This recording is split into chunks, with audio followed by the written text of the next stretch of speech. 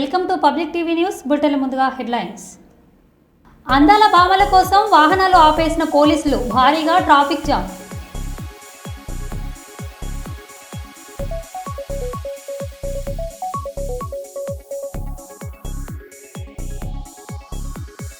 Operation సింధూర్తో 100 మందికి పైగా ఉగ్రవాదులను అంతం చేశాం, ప్రధాని మోడీ.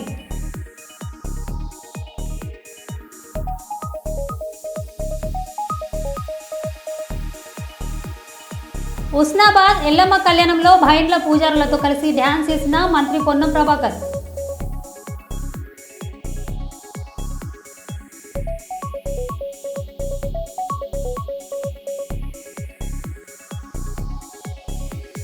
విజయవాడ మచిలీపట్నం హైవేపై బోల్తపడిన కూల్ డ్రింక్ వ్యాన్.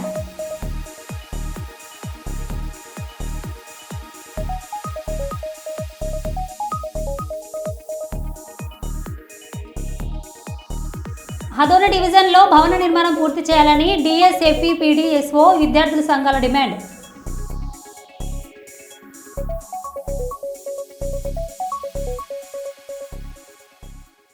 ఇక వివరాల్లోకి వెళ్తే, ఎమ్మెల్సీ కవిత చిట్చాట్. నేను పార్టీ బలోపేతం కోసమే పనిచేస్తున్నాను. 47వ నియోజకవర్గంలో పర్యటనలో వచ్చిన అభిప్రాయాలనే చెబుతున్నాను. ఉన్న పరిస్థితుల ఆధారంగానే సామాజిక తెలంగాణ ఆశయాన్ని ప్రస్తావించాను. పార్టీపై ప్రజల్లో రోజురోజుకి నమ్మకం పెరుగుతుంది. ఈ సమయంలో దుష్ప్రచారం సరికాదు. నాపై కొందరు పని కట్టుకొని దుష్ప్రచారం చేస్తున్నారు. సమయం వచ్చినప్పుడు అన్నీ బయటికి వస్తాయి. 6 ఏళ్ళు జైల్లో ఉన్నది సరిపోదా? ఇంకా కష్టపెడతారా? నన్ను రెచ్చగొడితే ఇంకా గట్టిగా స్పందిస్తాను. నాపై జరుగుతున్న దుష్ప్రచారం విషయంలో పార్టీ స్పందిస్తుంది అనుకుంటున్నాను అని అన్నారు. नहीं, मेरे बारे में तो चर्चा बहुत होता जी, ये आज नई बात नहीं है. बहुत सालों से चर्चा चलता मेरे बारे में. నా గురించి రకరకాల కథనాలు వస్తూనే ఉంటాయి, రకరకాల ఆరోపణలు కుట్రలు అని చెప్పి సోషల్ మీడియా అంతా బాగా నా మీద ప్రేమ అభిమానాన్ని ప్రదర్శిస్తుంటారు. నేను రిక్వెస్ట్ చేసేది ఒకటే, ఇవన్నీ ఎవరు చేస్తున్నారు ఏందో అన్నీ తెలుసు నాకు, కానీ సమయం సందర్భం వచ్చినప్పుడు మాట్లాడతాం. ఇట్లాంటి అంశాలను పెద్దగా ప్రాధాన్యత ఇచ్చి మాట్లాడాల్సినటువంటి అవసరం ఇప్పుడు లేదని చెప్పి నేను భావిస్తూ ఉన్నాను. ప్రపంచ శాంతి సమతల మార్గదర్శి గౌతమ బుద్ధుడు ఘనంగా బుద్ధుడి 2569వ జయంతి వేడుకలు. పంచశీల జెండా ఆవిష్కరించిన బొక్కూరి మధు. ప్రపంచ శాంతి దూత గౌతమ బుద్ధుడు గొప్ప సంఘ సంస్కర్త అని ఆల్ ఇండియా అంబేద్కర్ యువజన సంఘం రాష్ట్ర working president, SC ST atrocity vigilance and monitoring committee సభ్యులు బొక్కూరి మధు అన్నారు. శాంతి, సహనం, సత్య మార్గం, సమతా మార్గాలను అనుసరించడం వల్లనే మానవులకు మనుగడ ఉంటుందని బోధించిన తథాగతుడు గౌతమ బుద్ధుడని అన్నారు.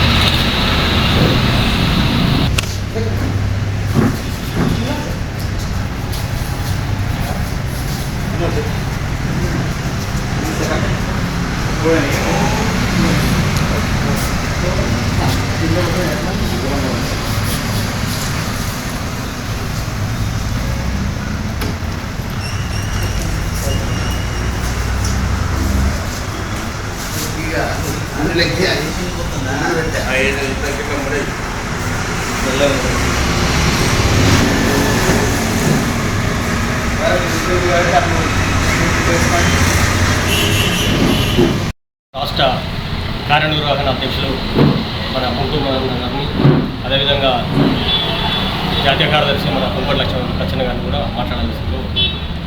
దీన్ని నేను రాచరిక వ్యవస్థ నుండి బయటకు పోయి ఒక సామాన్యుడిగా, అతి సామాన్యుడిగా నేను ప్రజల్లోకి వెళ్ళిపోయి మరి వాళ్ళను ఒక చైతన్యవంతం చేయాలనేటువంటి ఆలోచనతో ఆయన యొక్క మానసికమైనటువంటి, ఆయన ఏదైతే మనసులో ఉన్నటువంటి విధానాలను ప్రచారం చేసిండు. ఇలా గౌతముడే బుద్ధుడిగా మారిండు. ఇలా గౌతమ బుద్ధుడు చేసినటువంటి యొక్క ఆ ప్రవచనాలు కానీ, ఆ సందేశాలు కానీ, ఆ సంఘ సంస్కరణ సంబంధించిన విషయాలు కానీ అవే ఇలా బుద్ధిజం అయిపోయింది. బుద్ధిజం అనేది ప్రత్యేకమైనటువంటి మతం కాదు. బుద్ధిజం అనేది డాక్టర్ బాబాసాహెబ్ అంబేద్కర్, ఇలా అంబేద్కరిజాన్ని ఏదైతే ప్రచారంలో మనం అంబేద్కరిజం అంటున్నామో అట్లాగే మరి బుద్ధుడు చేసినటువంటి యొక్క ప్రచారాన్ని లేదా బుద్ధుడు చేసినటువంటి ఒక చైతన్యమైనటువంటి ఆ సందేశాన్ని మనం ఇలా బుద్ధిజం అంటున్నాం. ఇలా ఈ దేశంలో ఇండియాలో పుట్టినటువంటి గౌతముడు మరి ఇండియాలో బుద్ధిజాన్ని ప్రచారం చేస్తే ఇండియాలో బుద్ధిజం లేదు. 2వ శతాబ్దం నుండే ఆర్యులు కానీ ఇలా బ్రాహ్మణులు కానీ వేరే ఆఫ్ఘనిస్తాన్ వేరే ప్రపంచ దేశాలలో ఉన్నటువంటి మొత్తం వాళ్ళంతా ఇలా ఇండియాకి వచ్చి వాళ్ళు అసలైనటువంటి ద్రావిడులను అంటే హిందువులను డామినేట్ చేసి ఇలా హిందూ మతంగా మార్చి ఈ ద్రావిడులకు కానీ కష్టజీవులకు కానీ ఏదైతే కూడగుడ్డ లేని వర్గాలకు ఉన్నారో వాళ్ళకు నచ్చినటువంటి బౌద్ధిజాన్ని మొత్తం భూస్థాపితం చేసినటువంటి సందర్భం మన ఇండియాలో ఉంది. ఇవాళ ప్రపంచంలో మెజారిటీ అత్యున్నతమైనటువంటి ఎదిగిన దేశాలు చైనా కావచ్చు, జపాన్ కావచ్చు, మరి అలాగే మన పక్కగా ఉన్నటువంటి నేపాల్ కావచ్చు, ఇంకా చాలా ప్రపంచంలో మెజారిటీగా అత్యంత ధనవంతమైనటువంటి దేశాలు, అత్యంత ప్రావీణ్యవంతమైనటువంటి దేశాలన్నీ ఇలా గౌతమ బుద్ధుని యొక్క మరి బుద్ధిజం నడుస్తుంది. బౌద్ధిజాన్ని బాగా ప్రచారం చేసిండు. అలాగే మరి మహారాష్ట్ర ఉన్నటువంటి మహారాజులు కూడా. కానీ ఈ బ్రాహ్మణిజం నడవదని బుద్ధిజం అంటే సంఘం చరణం గచ్చామి, ధర్మం చరణం గచ్చామి, ఇవంటే మాకు ధర్మం ఉండదు, సంఘం ఉండదు. ఈ సంఘంలో ఎవరైనా మనల్ని అడుక్కున్నట్టు ఉండాలి, ఈ సమాజంలో ఎవరైనా మాకు బానిసలుగానే ఉండాలని ఒక కుట్రపూరితంగా ఇలా మొత్తము హిందూ సమాజం పేరుతోటి హిందుత్వం ప్రచారం పేరుతోటి మరి బ్రాహ్మణులు మన మీద చేసినటువంటి అనిచమే విధానమే ఇలా బుద్ధిజం చేసినటువంటి. ఒకటి గమనించండి, ఈ ప్రపంచ దేశాలలో ఎక్కడ కూడా జరిగినటువంటి గొప్ప పరిణామము డాక్టర్ బాబాసాహెబ్ అంబేద్కర్ 1956లో జరిగింది. డాక్టర్ బాబాసాహెబ్ అంబేద్కర్ ఒక మాట అన్నాడు, నేను హిందువుగా పుట్టినా కానీ హిందువుగా మాత్రం చావను అని. కొడమూరు నియోజకవర్గ ఇన్ఛార్జ్ తెలుగుదేశం పార్టీ సీనియర్ నాయకులు విష్ణువర్ధన్ రెడ్డికి జిల్లా సహకార బ్యాంకు చైర్మన్గా పదవి రావడం సంతోషమని కర్నూలు సిటీ రైల్వే శాఖ టీడీపీ నాయకులు ఏసేపు ఆనందాన్ని వ్యక్తపరిచారు. ఈరోజు కర్నూలు నగరంలో నెహ్రూ నగర్లోని డి విష్ణువర్ధన్ రెడ్డికి తన గృహంలో కేడీసీసీ బ్యాంకు చైర్మన్ పదవి రావడంపై హర్షిస్తూ సాల్వా కప్పి పూలమాల వేసి ఘనంగా ఏసేపు సన్మానం చేశారు. ఈ సందర్భంగా కర్నూలు రైల్వే సిటీ టీడీపీ నాయకులు ఏసేపు మాట్లాడుతూ ఇంతకాలం రాజకీయంగా ఎంతో మందిని ప్రజాప్రతినిధులుగా చేసిన గొప్ప వ్యక్తి విష్ణువర్ధన్ రెడ్డి అని చెప్పారు.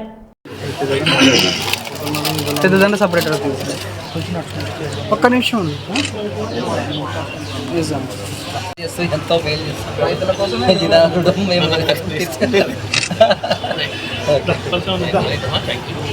రమేష్ మార్క్ మనది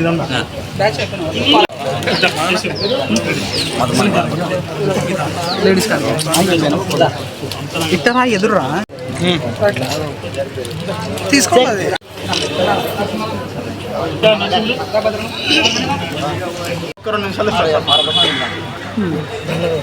ఒక్క నిమిషం ఒక వీడియో తీస్తున్నా.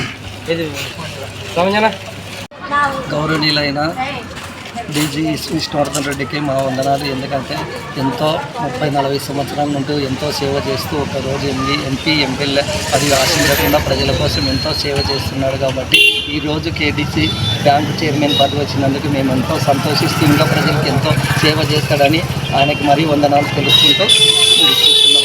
నా పేరు ఏసేపు. కొడమూరు నియోజకవర్గం సీనియర్ నాయకులు విష్ణువర్ధన్ రెడ్డి గారు కేడీసీసీ బ్యాంక్ చైర్మన్ ఎన్నికవడం మాకందరికీ శుభపరిణామం. కాబట్టి ఆయన ఎన్నికను హర్షిస్తూ మేము నియోజకవర్గ కార్యకర్తలమైన మేమందరం ఆయనకి శుభాకాంక్షలు తెలియజేసి ఆయనకు ధన్యవాదాలు తెలియజేసుకుంటున్నాం.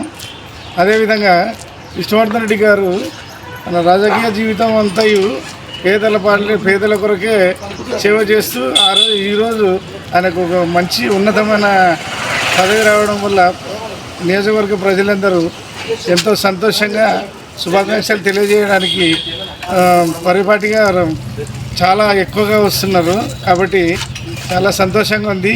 మా అందరికీ. కాబట్టి ఈ నిమిత్తమై భవిష్యత్ తరాలలో ఆయన ఇంకా మరిన్ని పదవులు అధిరోహించాలని మనస్ఫూర్తిగా కోరుకుంటున్నాము. ఏది ఏమైతే మీ విష్ణువర్ధన్ రెడ్డి గారిని నమ్ముకున్న ప్రతి కార్యకర్త ఏదో పదవిలో ఉండాలని ఆయన ఆకాంక్ష. ఈరోజు ఎమ్మెల్యేగా ఎంపీగా సీట్లు ఇచ్చి వారికందరూ వాళ్ళ గెలుపు కోసం కృషి చేస్తున్న ఈ మహనీయునికి మేము ఎంత చేసినా చాలా తక్కువనే. కాబట్టి ఇటువంటి మహానుభావుడికి మరిన్ని పదవులు రావాలని మా లాంటి పేద ప్రజలందరికీ ఖచ్చితంగా భవిష్యత్తు కాలం అంటూ ఆయనకు మేము తోడుగా ఉంటాము.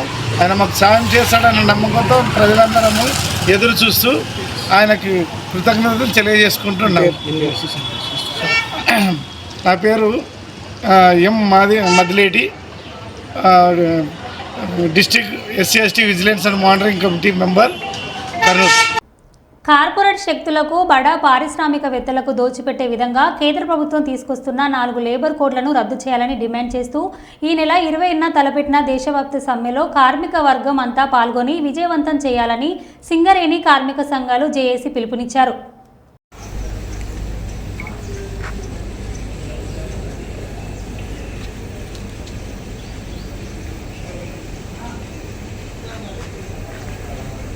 అందరినీ కూడా ఏకతాటిపై తీసుకొచ్చిన మన ఏఐటీసీ రాజ్ కుమార్ గారు ధన్యవాదాలు తెలుపుతూ ఇప్పుడు రాజ్ కుమార్ గారు మన ఈ సమ్మె విషయంలో మాట్లాడవలసిందిగా కోరుతున్నాం.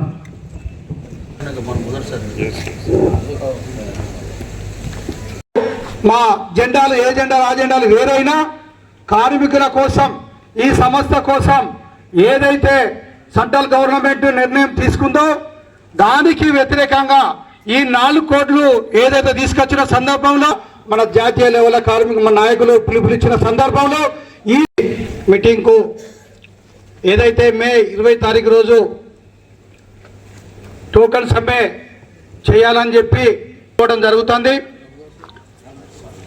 ఈ సమావేశానికి మన సింగరేణి కాలేజ్ వర్కర్స్ INTC మే 20న జరగబోయేటువంటి దేశవ్యాప్త సమ్మెలో భాగంగా సింగరేణిలో కూడా సమ్మె జరపాలని తెలంగాణ బొగ్గని కార్మిక సంఘం పిలుపునిస్తూ ఉన్నది.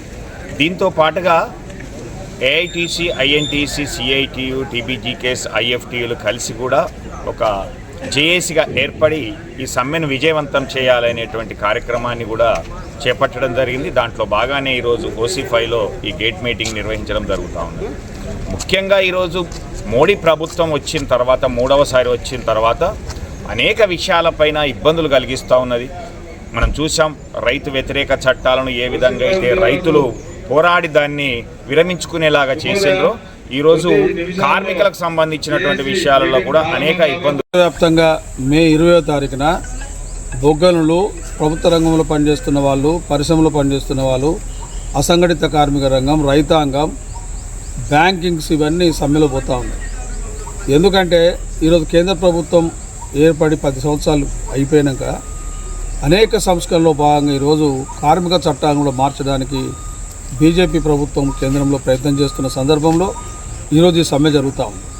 చట్టం అంటే ఒక శానిటీ, దానికి ఒక కోర్టుకు పోయి మనం సాధించుకునే హక్కు దాంతో ఇమిడి ఉంటుంది.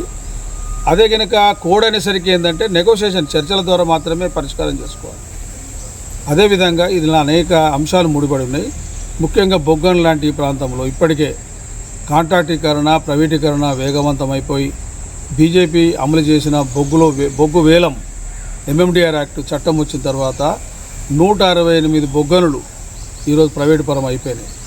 వాళ్ళంతా ఈరోజు కార్మిక వర్గానికి శ్రమదోపిడి చేస్తూ సరైన జీతాలు ఇవ్వకుండా అధికారులకు కూడా కాంట్రాక్టు పేర్ల మీద తీసుకొని ఒక్కొక్క అధికారికి 30,000, 40,000 పనిచేసుకుంటూ ఆపరేటర్లను 15,000, 20,000 పని చేయించుకుంటూ కేవలం ఒక టన్నును 900 రూపాయలు సప్లై చేసే పరిస్థితి వచ్చేసింది. కానీ ప్రభుత్వ రంగ పరిశ్రమలు అట్లా ఉండదు. అయితే అందుకనే మోడీ ప్రభుత్వం పరిశ్రమ అధిపతులకు మేలు చేయడానికి సంబంధించి కార్మిక వర్గాన్ని ఈరోజు హింసించడానికి సంబంధించిన ఎత్తుగడలో భాగంగానే ఈరోజు ఈ 44 చట్టాల్లో 29 చట్టాలను 4 కోడ్లుగా మార్చి మే 20న లేబర్ కోడ్స్ రద్దు కొరకై ప్రభుత్వ రంగ సంస్థల ప్రైవేటీకరణకి వ్యతిరేకంగా పెద్ద ఎత్తున కార్మిక వర్గం సమ్మెకి పిలిపించింది. దీంట్లో మన బ్యాంక్ ఉద్యోగులు, ఎల్ఐసి ఉద్యోగులు, ప్రభుత్వ రంగ సంస్థల కార్మికులు, సంఘటిత రంగ కార్మికులు, అసంఘటిత రంగ కార్మికులు పెద్ద ఎత్తున పాల్గొన్నారు.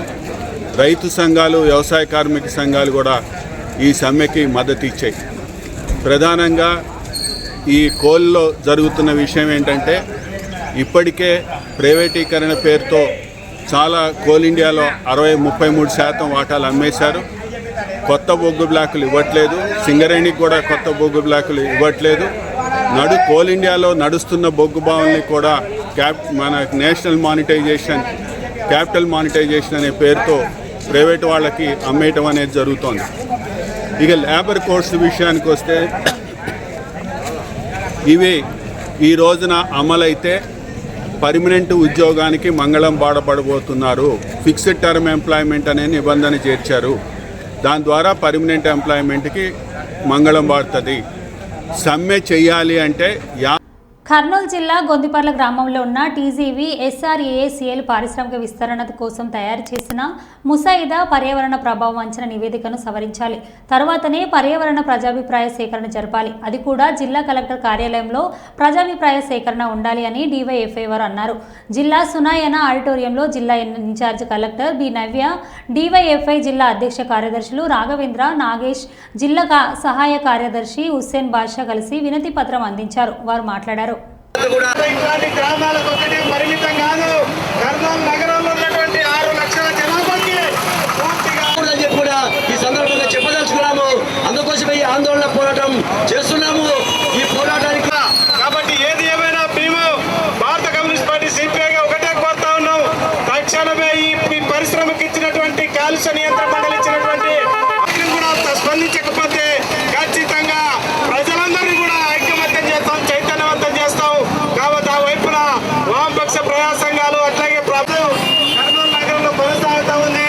కర్నూలు నగరం ప్రజల చెప్పినటువంటి నినాదాన్ని మరి ఖచ్చితంగా అమలు జరపడం కోసం పోరాడదామని చెప్పి తెలియజేస్తూ నాకు విజ్ఞప్తి చేస్తూ ఇప్పుడు మన పరిరక్షణ వేదిక నాయకులు పరిశ్రమల నుంచి ఉపాధి దొరకాలి కానీ ప్రాణాలు తీసేటట్ల పరిశ్రమ ఉండు. ఈరోజు పరిస్థితి ఉంది. అక్కడ నీళ్ళన్నీ కూడా పొల్యూషన్ అయినటువంటి పరిస్థితి ఉంది. ఇప్పుడు కనుక ఈ పరిశ్రమ పెట్టినట్లయితే కనుక క్యాన్సర్ కానీ లేకుంటే కిడ్నీలు చనిపోవడం కానీ ప్రాణాంతకమైనటువంటి రోగాలు వచ్చేటువంటి ప్రమాదం ఉంది. ప్రజలు అనారోగ్యం పాలయ్యేటువంటి పరిస్థితి ఉంది. ఆ ప్రాంతం అంతా కూడా విషతుల్యమైపోయేటువంటి పరిస్థితి ఉంది. కాబట్టి మేము ఈ ప్రజాభిప్రాయ సేకరణను వ్యతిరేకిస్తున్నాం. అదేవిధంగా అక్కడ భూములు అంటే ఆ చుట్టుపక్కల గ్రామాలలో మొత్తం కూడా ఈరోజు గొందిపర్ల కానీ, తాండ్రపాడు కానీ, దేవపాడ కానీ, పూలతోట కానీ, దొడ్డిపాడు కానీ, అదేవిధంగా పడిదంపాడు గ్రామాలలో ఉన్నటువంటి భూములన్నీ కూడా ఈరోజు మొత్తం కూడా పాడైపోతున్నటువంటి పరిస్థితి. వీటన్నిటి ఇన్ని దుష్ఫలితాలు ఉన్నప్పటికీ కూడా ఈరోజు టీజీవీ వాళ్ళు అక్కడ ఉండేటువంటి ప్రజలను ప్రలోభ పెట్టి, అధికారులను ప్రలోభ పెట్టి ఎట్టయినా తమ లాభాల పంట పండించుకునే దానికోసం ఈరోజు ప్రయత్నం అనేటువంటి జరుగుతుంది. ఇది ప్రజా సంఘాలుగా సాగనివ్వకూడదు అని చెప్పేసినటువంటి ఆందోళన ప్రారంభమైంది. అందుకు అధికారులు కూడా సానుకూలంగా స్పందించాలా. రాష్ట్ర ముఖ్యమంత్రి గారు కూడా ఇది చాలా అనుమానాలకు తావిస్తుంది. కాబట్టి ప్రజాభిప్రాయ సేకరణ జరపడం మేము తప్పుపట్టడం లేదు. దానికి సంబంధించినటువంటి ఆ పరిశ్రమ ఏమిటి, ఆ పరిశ్రమలో వాడుతున్నటువంటి రసాయనాలు ఏమిటి, ఆ వ్యర్థాలు ఎక్కడ వదులుతారు, దాన్ని వదిలితే దాని వచ్చే ప్రమాదం ఏమిటి, ఇది తుంగభద్రలో కలిసి తుంగభద్ర నుంచి కృష్ణానదిలో పోయి దాదాపు 2 కోట్ల మంది ప్రజల యొక్క త్రాగునీరుకు, సాగునీరుకు ఇబ్బంది కలిగించున్నటువంటి వ్యవస్థ అనేటువంటిది మా అభిప్రాయం. ఇటువంటి రసాయన పరిశ్రమలు పెట్టే ముందు, మరి అనుమతులు ఇచ్చే ముందు ప్రజాభిప్రాయాల సేకరణ అనేటువంటిది ఒక డెమోక్రటిక్ కంట్రీలో, ఒక ప్రజాస్వామ్య దేశంలో ప్రజల అభిప్రాయాలు, సైంటిస్టుల అభిప్రాయాలు, మేధావుల అభిప్రాయాలు పరిగణలోకి తీసుకోకుండా ఏమాత్రం అవగాహన లేనటువంటి వాళ్ళ యొక్క ముందర అభిప్రాయ సేకరణ అని చెప్పడం అనేటువంటిది ఇది అప్రజాస్వామికము. ఈ రసాయన పరిశ్రమలే కాకుండా మీరు అందరూ కూడా చూస్తున్నారు, కర్నూలు నగరమే మన హంద్రీ నది ఒక మూసి నదిలాగా తయారవుతుంది, కేసీ నది ఒక మూసి నదిలాగా తయారైపోతుంది. మరి ఈ పరిస్థితుల్లో మరి ఇవన్నిటి కూడా ప్రక్షాళన చేసి ఇక్కడ స్వచ్ఛమైనటువంటి యొక్క వాతావరణాన్ని పొందాలా, భవిష్యత్ తరం అంతా కూడా మంచి వాతావరణంలో ఉండాలని చెప్పి అంటే ఇలాంటి రసతుల్యమైనటువంటి పరిశ్రమల్ని ప్రపంచంలో కూడా చాలా వ్యతిరేకిస్తున్నటువంటి ఉన్నాయి. యూరప్లో ఉండేటువంటి 5 దేశాలు కూడా దీన్ని ప్రధానంగా తగ్గిస్తూ ప్రత్యామ్నాయ మార్గాలు చూసుకోవాలనే పద్ధతిలో ఉన్న ఈ నేపథ్యంలో ఈ పరిశ్రమ తీసుకురావడం అనేటువంటిది ఖచ్చితంగా దీన్ని వాయిదా వేయాలని, ప్రజాప్రతినిధులను వాయిదా వేయాలి. ప్రజల యొక్క అభిప్రాయం తీసుకోకుండా దీన్ని చేయడం అనేది అప్రజాస్వామికం. ఈ విషయాన్ని గ్రహిస్తూ మేము ఈరోజు ప్రజా సంఘాల ఐక్యవేదిక తరఫున నిరసన తెలియజేస్తున్నాం. నా పేరు రామకృష్ణారెడ్డి, ప్రజాస్వామ్య సంఘాల ఐక్యవేదిక కన్వీనర్. కర్నూలు నగరంలో 6 లక్షల జనాభాకు సంబంధించినటువంటి ఆరోగ్యానికి సంబంధించినటువంటి పోరాటం ఇది. ఎందుకంటే ఈరోజు కర్నూలు నగర చుట్టుపక్కల అనేక రకాల పరిశ్రమలు మూతబడి నగరంలో ఉన్నటువంటి యువతకు ఉపాధి అవకాశాలు లేక అనేక ఇబ్బందులు పడతా ఉన్నటువంటి పరిస్థితి. ఈరోజు కర్నూలు నుంచి ఇటు బెంగళూరుకు లేకుంటే ఇటు హైదరాబాద్కి వలస వెళ్ళి చిన్న పనులు చేసుకుంటూ అనేక డిగ్రీలు చేతపట్టుకొని ఇబ్బందులు పడుతున్నటువంటి వాళ్ళ ఆరోగ్య సంబంధించినటువంటి ఉపాధి కల్పించాలని చెప్పి అనేక రోజులుగా కమ్యూనిస్ట్ పార్టీలుగా మేము పోరాటం చేస్తున్నది వాస్తవమే. ఉపాధి కల్పించేది కూడా ప్రజల ఆరోగ్యాలు దెబ్బతీసే విధంగా ఉండే పరిశ్రమలు కాకుండా కర్నూలు నగరంలో ఇప్పుడు ప్రజలకి ఏదైనా ఏదో కొంచెం ఎన్విరాన్మెంట్గా లేకపోతే ఏదైనా డ్యామేజ్ అవుతుందంటే దాన్ని ఎట్లా డ్యామేజ్ చేసుకోవాలని, దాన్ని ఎట్లా కవర్ చేసుకోవాలని ప్రయత్నం చేయొచ్చు. ఓ ప్లాంటేషన్ ఏర్పాటు చేసి ఆ ప్లాంటేషన్ ద్వారా ఎన్విరాన్మెంట్ని దెబ్బతినకుండా చూసుకోవచ్చు. ఇప్పుడు ప్రజల ఆరోగ్యాలకే ప్రమాదం అనే ఈ పరిశ్రమ ద్వారా ప్రజల ఆరోగ్యాలకు ప్రమాదం అని బెల్లంపల్లి మండలంలోని పలు అభివృద్ధి కార్యకలాపాలను ప్రారంభోత్సవ కార్యక్రమానికి ముఖ్య అతిథిగా వీచేసిన మంత్రివర్యులు శ్రీ సీతక్కకి పెద్దపల్లి పార్లమెంట్ సభ్యులు గడ్డం వంశీకృష్ణకు మందమర్రి టోల్గేట్ వద్ద స్వాగతం పలికిన బెల్లంపల్లి నియోజకవర్గ శాసనసభ్యులు గడ్డం వినోద్ వెంకటస్వామి. ఈ కార్యక్రమంలో ఎమ్మెల్సీ దండే విఠల్, జిల్లా collector Kumar Deepak, DCP Bhaskar, DFO అధికారులు, కాంగ్రెస్ పార్టీ నాయకులు, కార్యకర్తలు, ప్రజాప్రతినిధులు, మాజీ ప్రజాప్రతినిధులు తదితరులు పాల్గొన్నారు.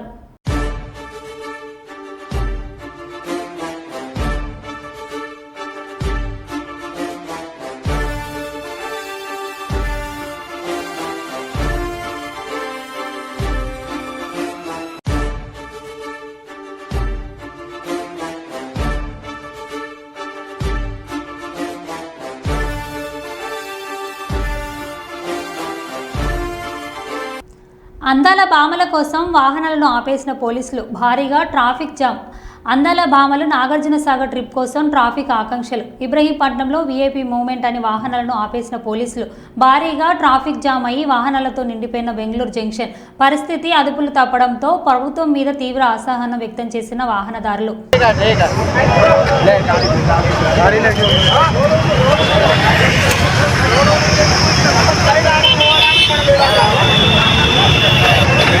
ఫ్లైట్ కోసం ఆగింది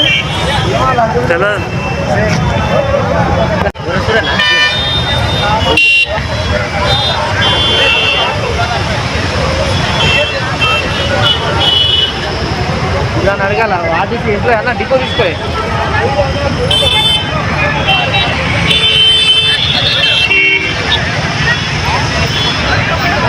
బస్ నెంబర్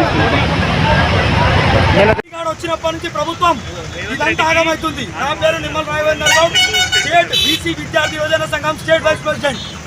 నా ఆఫీసు అంబర్పేట గత అర్ధగంట నుంచి ఆపుతున్నారు. ఏంటంటే విఐపీ మూవ్మెంట్ అంట. ఏంది ఇప్పుడు ట్రాఫిక్ పోలీసు వాళ్ళు లేరు. అడుగుతేమంటుండు విఐపీ మూవ్మెంట్. ఆపరేషన్ సింధూర్తో 100 మందికి పైగా ఉగ్రవాదులను అంతం చేశాం. ఉగ్రవాదులు మా చెల్లెల సింధూరాన్ని తుడిచేశారు. అందుకే ఉగ్రవాద శిబిరాలను ధ్వంసం చేశాం. ఉగ్రవాదులను ఒక్కో దెబ్బతో ఖతం చేశామని ప్రధాని మోడీ అన్నారు. आतंकियों ने हमारी बहनों का सिंदूर उजाड़ा था, इसलिए भारत ने आतंक के ये हेडक्वार्टर्स उजाड़ दिए।